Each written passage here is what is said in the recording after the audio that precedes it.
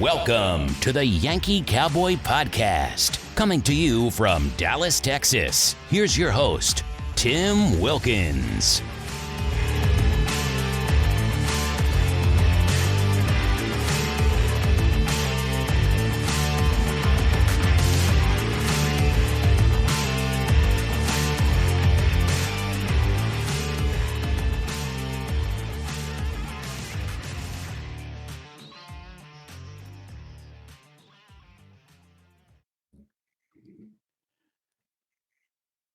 Ladies and gentlemen, welcome to another episode of the Yankee Cowboy Podcast. I'm joined by the co-host, Chris, joining me once again here.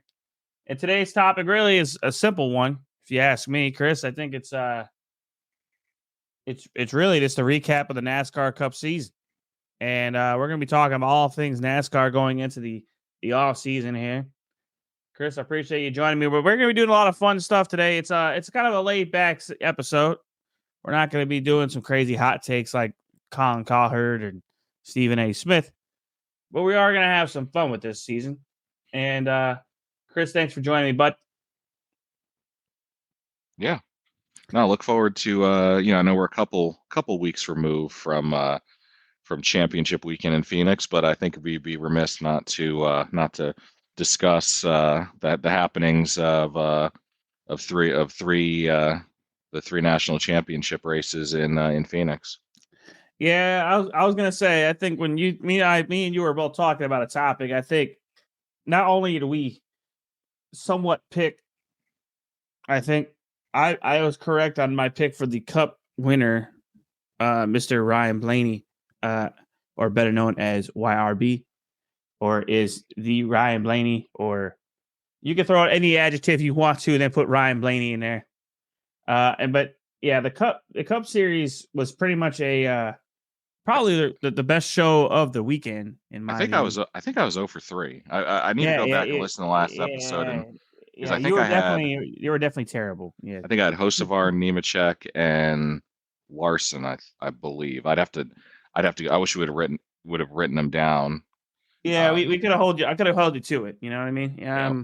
But the crazy thing is, honestly, when it comes to Cup racing, that was definitely the show of the weekend, as they would say. But we can go into it, man. I think first and foremost, I just want to say congratulations to everybody that won the championships. It was definitely, the season was the season. Some good, some bad things happened. But I think one thing. Go ahead. Sorry to cut you off there. Yeah. I think a couple things I saw just reading articles and looking. So there were a few little stats that came out of championship weekend in Phoenix. So Ford Motor Company obviously swept all three championships with Ben Rhodes, Cole Custer, and Ryan Blaney. We'll obviously talk more about each of the races, but it was the first time that an OEM had swept all three championships since 2001. That was the first time. That was Chevrolet with Jeff Gordon, Kevin Harvick, and Jack Sprague in each of the respective series back in the year 2001. So something there from a blue oval perspective. I know a lot of people had said the Fords, especially on the Cup side, have been lacking speed, but obviously when it counted, it worked out three different ways there for Ford. Yeah, I mean, that was actually an interesting tidbit that I read as well, and I was like, that's actually because they were struggling throughout the year. There was that summertime drought, as I call it. There was definitely a piece of the puzzle that you just go, all right. It's also could it be the new car? Could it be the teams trying to find some more speed, things like that. So definitely a good year in a sense of other teams finding speed late in the year, but new car. I mean, there's definitely needs to be improvement. That's for sure with the Cup car. Maybe on the short track package, as I know everyone's like, oh, well, Phoenix counts technically as a short track. And I'm like, I'm talking about Bristol. I'm talking about Martinsville. Those races, Martinsville was entertaining to a certain level, but it was very boring through the middle parts of the race. And if you were there in person, you had plenty of opportunity to get yourself a Martinsville hot dog. Let's just put it that way, and get yourself plenty of beer. But I think, Chris, we need to take this into account here that, the fine men and women that work on these cup teams and the teams across all three series need to enjoy themselves in the off season. And by enjoying themselves, I mean partaking in this, going to check the scores. And if you haven't checked out the scores, if you are not aware of what I'm talking about, you definitely need to have a good time. That being said, this is not a sponsorship of the Scores Club at all, but this is a kind of reminder that from time to time, a man must go visit the Scores to have themselves a good time. 10-4, man. Now, back to the fun of the podcast. That's a good call out to all things holy in the world. Also, hey, it is a Dirty Mo establishment, so you can't go wrong. But that is true.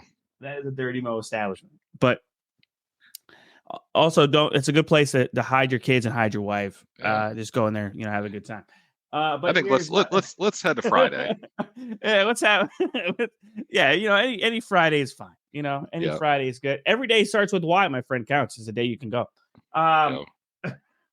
But seriously, all jokes aside, a lot of men and women need to take their time away from the track and kind of reset themselves and get ready for Daytona. And I think it's well deserved. But let's first go into it.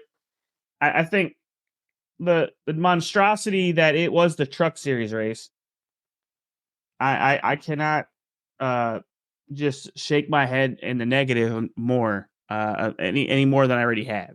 I think one point of order before we get into the race, I'd like to mention is the fact that, first of all, from a television perspective, I live in North Carolina.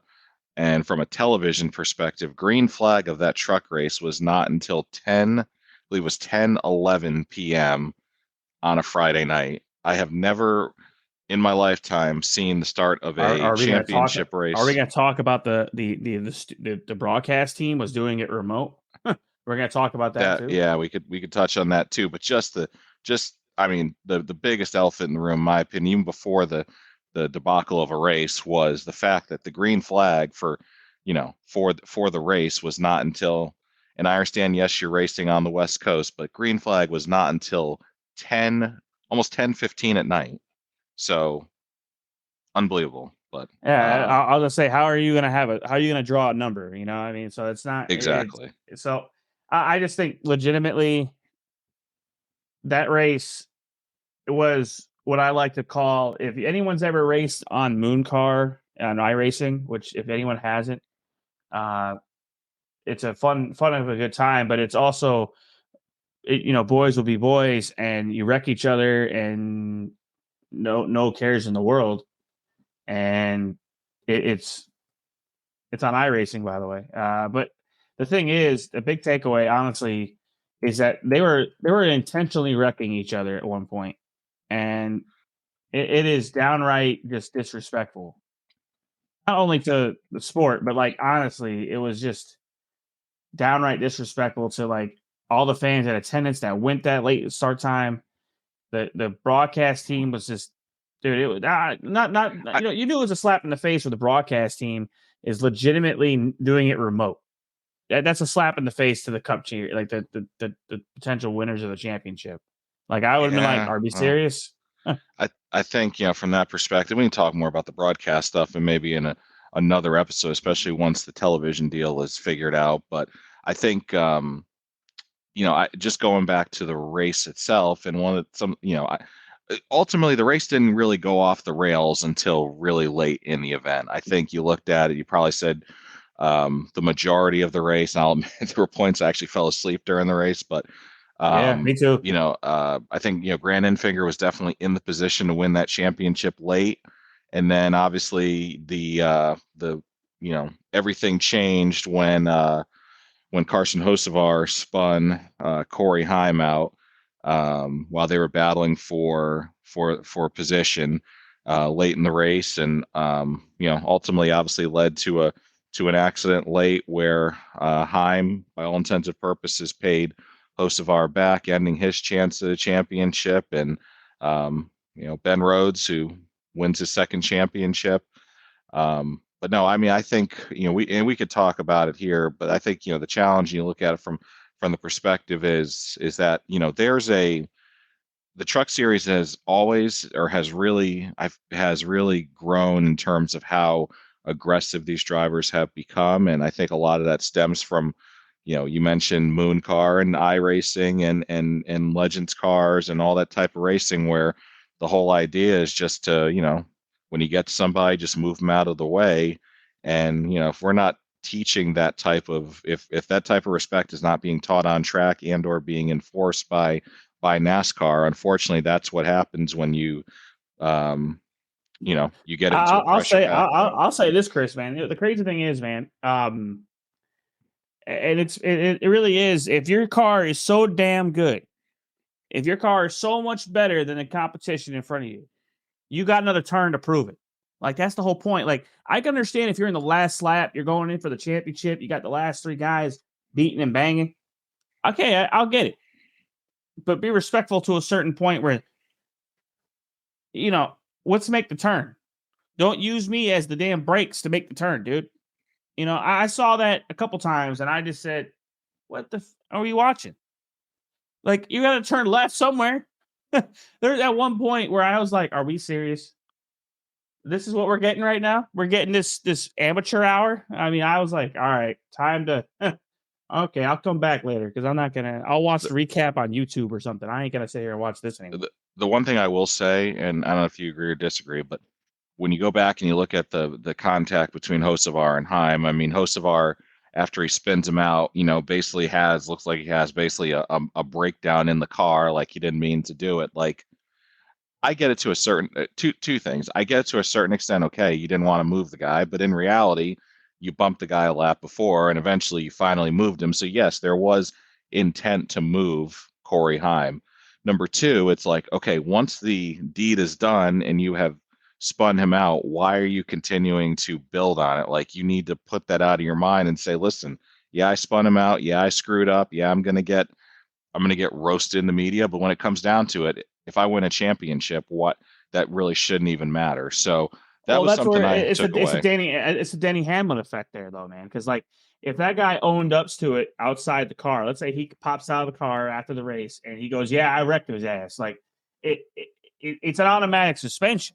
So these guys amongst themselves, like, you talk to a lot of race car drivers, and they probably will tell you that when they do something like that, they knew it was coming. They know it's coming. Like, I mean, the guy deserves it. Like, I'll give an example. The prime example of this, and the comparison of it, was Blaney with Ross Chastain. Now, and the reason why I bring this comparison up, though, Chris, is Blaney is getting pissed off because he knows the five's coming. He knows the five's coming behind him. He's probably about 10, 12 car lengths back. He's racing for the championship.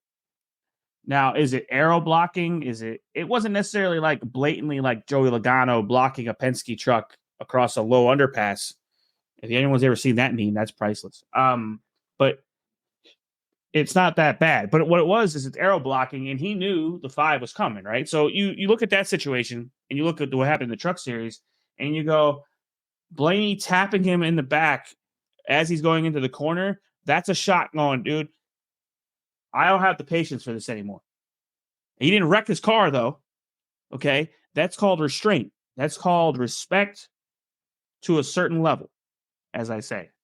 He is not enjoying himself in that race car. If you ever heard Ryan Blaney on the radio during that segment, he was not having a good time. But I think you can agree with me on this. He could have wrecked his ass if he wanted to and moved him. But Blaney chose not to. And he bumped him, gave him a good shot, got the point across, and kept on his business. The truck drivers, I think a lot of it has to do with a lot of their backgrounds, Chris. And I think it's very, how do I say it, is that, and I think a couple of guys on podcasts have mentioned, even Junior, I think even Kenny Wallace has said it too, is that a lot of these guys have never worked on these cars themselves. So they don't respect the fact that, when you tear these things up, you got to fix them, Yep. And Exactly. so And if there's no respect there on the quality of work ethic and workmanship to get these cars ready for week in and week out, I mean, I don't know about you, man, but there's still a driving. There's still you wreck the car during qualifying, you start at the rear of the field, right? There's still that rule, right? In but again, practice, it's only a practice though. So like, here's the thing though. I'm just saying that at some point these kids got to understand. I know they're kids because I'm saying they're kids because they're really 10, 12 years younger than us. These guys race like there's reckless abandonment. It is blatant. It is bad. Yeah. Like Corey Heim, in my opinion, great driver throughout the regular season, but was he blocking? No, I think that was just good hard racing. Just good old hard nosed racing. And then Hocevar, as I said earlier, if you're that much better than the guy that you're trying to pass, you got another turn. Phoenix has arguably some of the best passing areas on track on an oval situation. Like really, they do. I mean, I know people don't like to hear that, but Phoenix has some of the best passing areas. It's not tight corners. Like it blows. We're looking at restarts, Chris, where it goes 4 or 5 wide. Like, what track do you see does that? Really? I mean, not very many. Not too many. So it's like, if you're so much better than the guy that you need to pass, you got plenty of opportunity. We're racing for the end of the year too. On top of that, so it's just one of those. I think we go back to this point we talked about off air before we came on, and you talked about it. It's NASCAR needs to do a better job, but at what point is, it's not always NASCAR's ability to regulate. In this case, to me, that's the drivers regulating themselves to a certain level. But Denny Hamlin actually brought it up on his podcast. He said, and again, you're right the way you say, like, it's always been traditionally, that the garage polices itself, but there comes a point where you almost can't let the inmates run the asylum. So I think that'll certainly be a point of discussion and order, I'm sure. And again, the level of decorum, probably will need to change or will change over time, but we'll certainly see, as time goes along. I'm very saddened to read though that there's no Joe Nemechek or Ted Musgraves in the Truck Series, and I think that will fix a lot of that. That's, I mean, really, there's Grant Enfinger might be the oldest one in the room. Yeah. Rhett Moffitt might be the oldest. Those guys are a little bit older. In their late 20s, maybe. They're 24, 25, 26, 27. Yep. So they might be the oldest guys on the track. They in the Truck Series back in the day had a Ted Musgrave and Joe Nemechek, and those boys, the young men and women, learned under that leadership. And I think there needs to be one of those downstairs in the Truck Series to kind of help bring these kids up the right way. I mean, there's no Mark Martin. In all seriousness, Mark Martin was the cleanest race car driver of all time. Absolutely. And he's one of the, if you look at any race car driver during that era that raced against him, they would say the same damn thing. Mark Martin raced you like you raced him, and he gave you respect. And same thing with Jeff Gordon. Jeff Gordon said about Mark Martin. He's like, if I gave him a shot, he gave me one right back. And it was never personal. It was never personal. And that's the way it should be done. I think a lot of this stuff where you saw Hocevar. Was it Hocevar? No. It was Hocevar. He got upset in the car, and I said, "What, dude? Just own it. Just own it. You wreck time. Just own it. Stop being a toddler. You're inside the car. You're strapped in. Number one, the cameras are coming to you. The camera's going to be. You're in the championship 4. The camera shots are in your car. Like they spend weekend.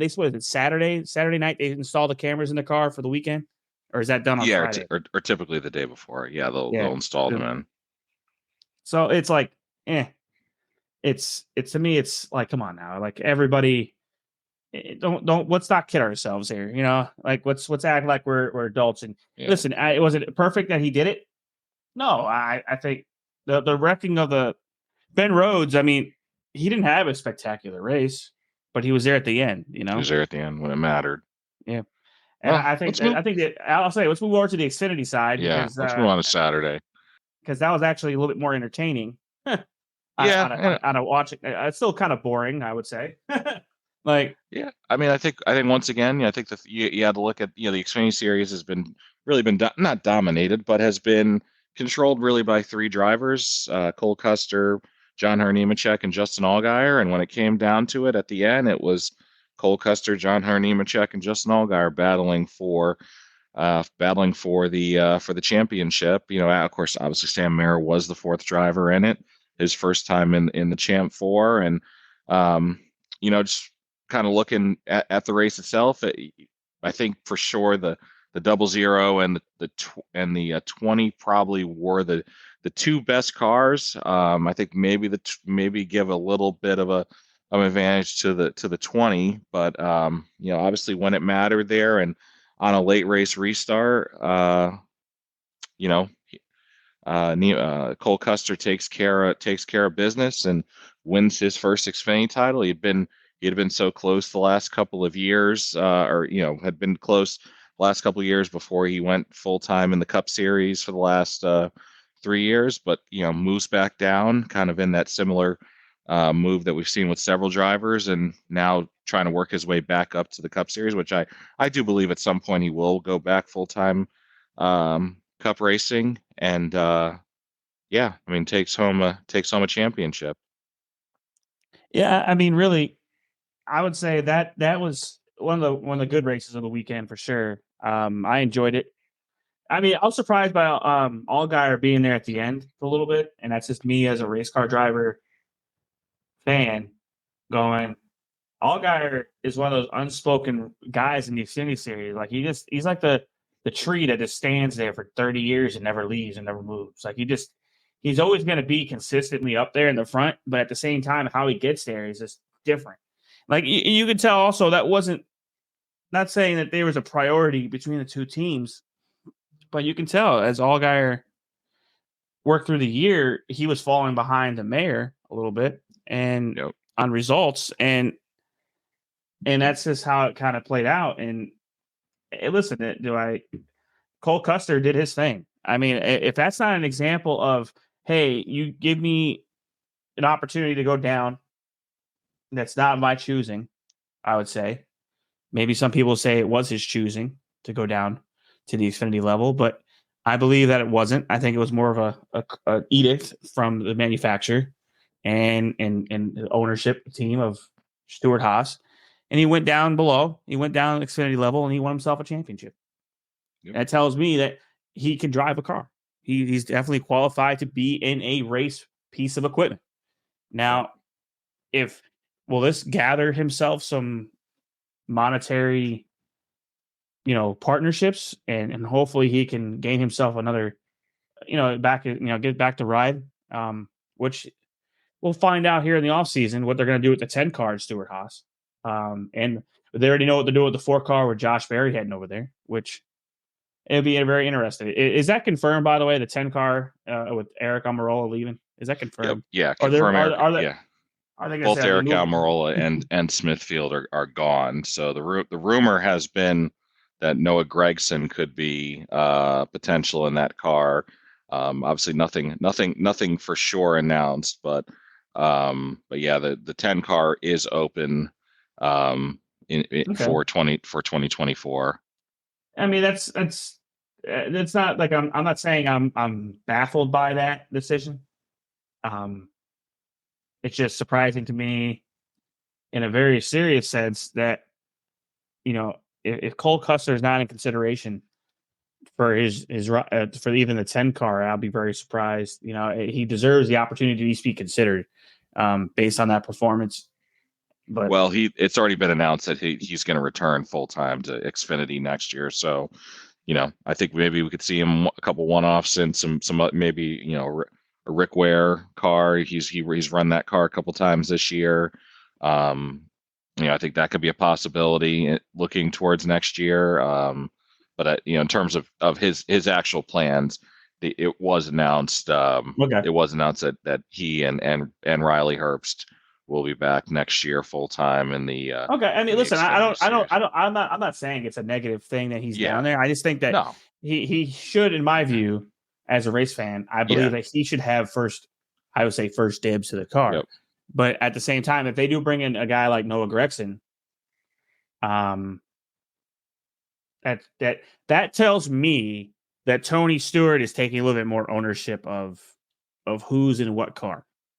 And I'm not trying to read more into it than what it is, though, Chris. It's if you look at the quality of race car driver and what Tony Stewart looks for and what he likes in race car drivers, Noah and Josh Berry match that to a T in concept and what they do on the track. It gives them flexibility to go race other things if they choose, if that makes sense to you. I think Josh Berry, I know he's ran some late model stuff for junior and things like that in the past. So I'm not sure how that's going to play out this year for him, but I know did he run the fall brawl? He did. Yeah. So there's he and Ryan Preece are going to, I think are going to do some off-season racing, even in-season racing as Kevin Harvick, who now has basically kind of restarted a late model stock team with KHI,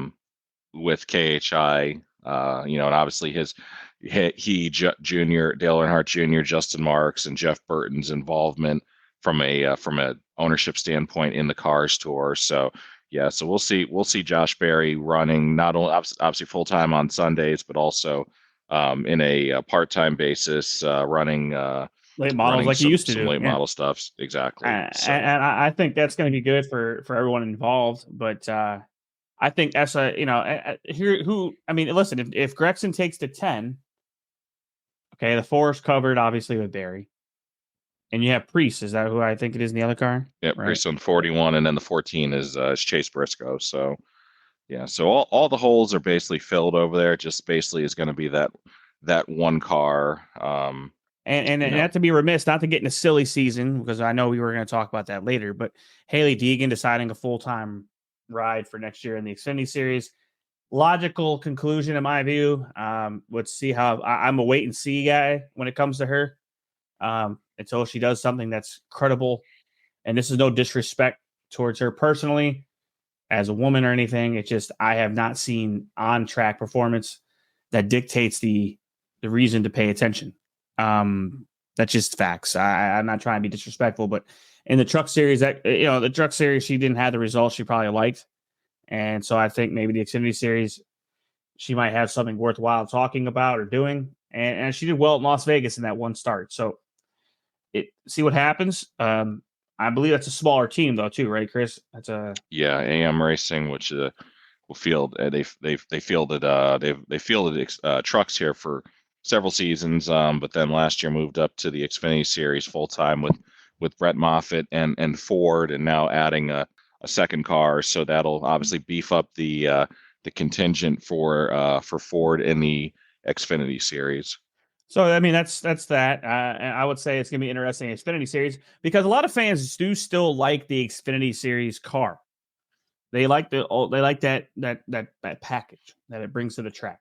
Yep. Not to be remiss with the next package that obviously was the main event of the weekend. Okay, the main event of the weekend obviously was the Cup Series, which I still truly believe that it was the pay-per-view or the reason to watch for the weekend. It was by far some of the best racing you saw when it comes to drama down the stretch, in a sense of not drama like a bunch of teenage people fighting. It's drama in the sense where you have a lot of high intensity situations going on here and things were going to happen. Things needed to happen or not happen, depending on how things played out. And I think, Chris, we could talk about the Cup Series in a very serious way that I said it in the podcast here. I called Ryan Blaney the win, not because of any more type of fandom than any one other person of race car driving. That guy literally put on a clinic this year on how to improve as a race car driver throughout the entire year on tracks that he has not performed well in. He's done really exceptionally better. And I think he's taken himself ownership, and he said it in the interviews after the race. There is no secret pill. It's not luck, right? And I love that. I love that response, that snap reaction back. I said, he's got some anger. It's good to see a young man with a little bit of feistiness. And I think he showed on a clinic of how to be a truly well-rounded race car driver this year. So Yeah, and he well deserving. So yeah. I mean, obviously, I picked Kyle Larson to win the championship, and Larson coming up second. But and I did say to myself, Ryan Blaney, I think has a shot to win it. There's no doubt about it. If they put together as perfect day as they needed to, they definitely had a shot. And he and Jonathan Hassler and that whole 12 team, I mean, hats off to them. I think one of the things that you look at from that perspective is their ability, especially here on this, basically in the whole round of 8 in those last 5 races where they were able to find the speed that they needed. They found the speed that they needed, and Denny, again, I know I'm alluding a lot to what Denny Hamlin said, and which was a great point, is like, the way that the playoffs work, in so many ways, you just have to position yourself in the right position late in the year, and then the Penske cars have been good at Phoenix, so putting that onus on Phoenix has been huge, and Ryan and Joey and that entire organization have found something at Phoenix. And I think it may be, that the fact that Aero, I know, and we've talked about the struggles for Ford in terms of Aero, that, racing at a track there like Phoenix, even though obviously Aero still plays a factor, it's not near as big of a factor as it would be, at other places. And, it ultimately worked out. I think you look at it from even on Friday, if anyone did watch, who watched practice, you saw that the 5 car had really good fire off speed, and but on the long run, it seemed like it was the 12 and the 20 of Christopher Bell that were probably the 2 best cars. And you go to qualifying on Saturday, and the Hendrick cars proved to be the 2 fastest cars there, and Blaney starting deep in the field in 15th. But he and Bell worked their way to the front.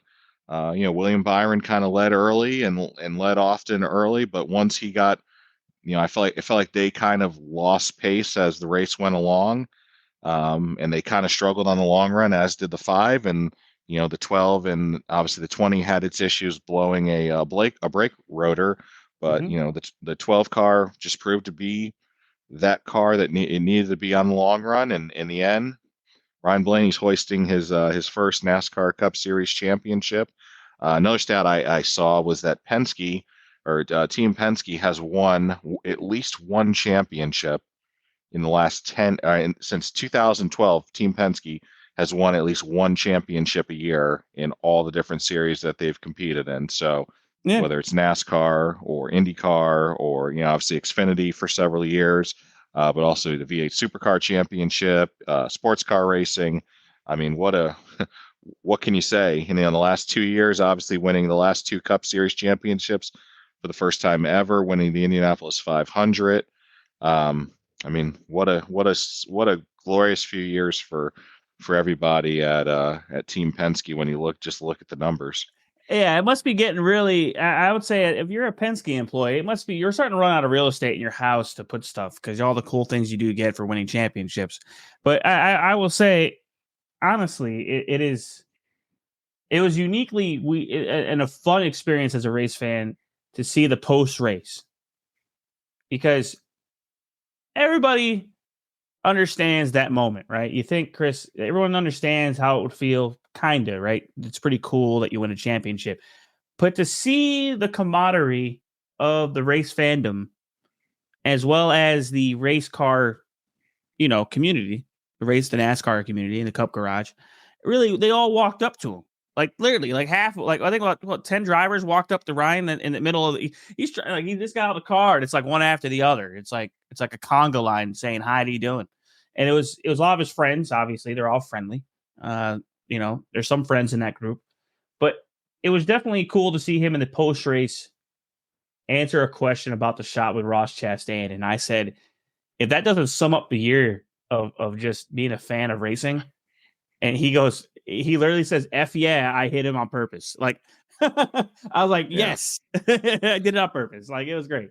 And I said, Denny Hamlin must have loved him for that one because he was like, I did the same thing and I got a suspension. Right? Yeah, that's true. I mean, there's a little double standard there, but you have to look at it from this perspective. So Ross, again, I know I'm throwing out a lot of numbers and various things. Ross Chastain is the first non-Champ 4 driver to win the finale in the format's history. The last time that a non-championship winner won the season finale was Denny Hamlin back in 2013 at Homestead, and then the year actually 2 consecutive years it was done. Denny Hamlin in 2013, and then Jeff Gordon in 2012 when Brad Keselowski won the championship. So the premise had been for a long time that the guy who needed to win, if you wanted to win the championship, you had to win the race, and that was indeed true. But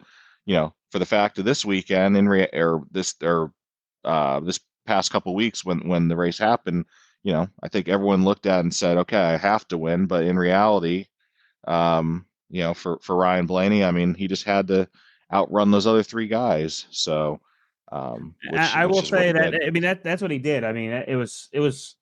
I think I talked about it earlier. It was a bona fide clinic of just how to race. I mean, the long run speed was great. And I got worried there in those late. I mean, a lot of guys got worried. A lot of fans got worried as well. Is when they had these late race cautions that it happens all the time where if your guy has long run speed, you have the short run speed to kind of keep yourself in that situation that, for the couple 20 lap run instead of the long run. And we saw that kind of, it just really was kind of one of those things where I said, okay, Chastain might win this race, but Blaney's gonna out, because when Larson got loose off a turn there, I said, that's Larson's shot right there. And that just poofed and thin, and it just went up in smoke right there, as they would say. And it is what it is, man. I think good season overall. I think he's going to have to. I think Daytona is going to be very interesting for him because a lot of us fans go, okay, Blaney was good on the plate restrictor, the restrictor plate tracks. Always there towards the end. See how he does here at Daytona. He's been runner up here a couple times. Things like that. So see what happens. I mean, it's going to be an interesting year. I think the offseason is going to be interesting to see with all these announcements in silly season. And I'm trying to think, anything else you want to talk about, Chris, before we sign it off, man? I'm just trying to think here. I think we covered a lot of ground. So yeah, we'll, as the offseason kind of progresses and we see announcements made, I think we can start, maybe talking and analyzing those moves and kind of go from there. But another season of the 75th season of NASCAR racing is in the books. Yep. Well, Chris, I appreciate you joining me, everybody. Thank you for listening. Have a good I should put out an episode Thanksgiving week, but everyone have a great holiday season. There will be podcasts during the month of December, but it's going to be interesting what topics we decide to pick through, if any, depending on schedule / holiday festivities. But always have a good season. Enjoy the weather. If you're dealing a tropical climate, as I say, if you're dealing with cold, make sure you wear a coat. And everybody have a good rest of your week. Chris, thank you for joining me. Appreciate it, buddy. Yes, sir. All righty. Thank you for listening to the Yankee Cowboy Podcast. Feel free to follow us on social media via Twitter, Instagram, or Facebook.